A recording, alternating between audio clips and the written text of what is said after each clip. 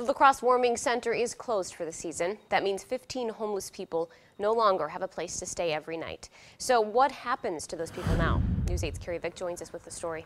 The coordinator of the Crosse Warming Center says they've had an extremely busy year. For a stretch in March, they were actually having to turn people away because they simply didn't have enough space.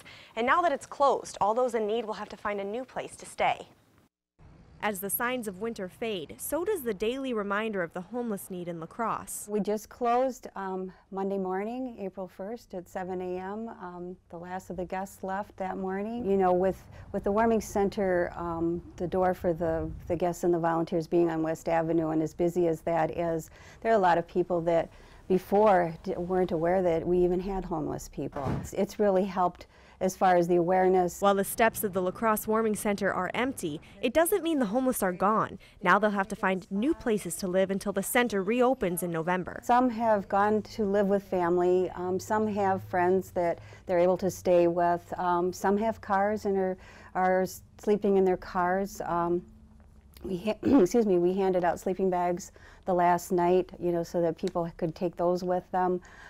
We are working with some of the couples and some of the individuals at Catholic Charities to make sure that, you know, that there is a plan in place for them long term. City officials say the homeless will also turn to heated parking ramp stairwells, overpasses, and areas of the marsh for shelter. Salvation Army staff say they have room, but unfortunately, many of the people the warming center accepts, the Salvation Army won't. The Salvation Army will only accept people who pass a breathalyzer test or are not using drugs. It's a safety concern for us. Which Which means some in the homeless community will have to make do without a roof over their head for another 7 months until the warming center reopens. The La Crosse Warming Center coordinator says they may look to extend how late in the year the center is open next year. That way people will have a place to stay if the cold weather sticks around as long as it has this year.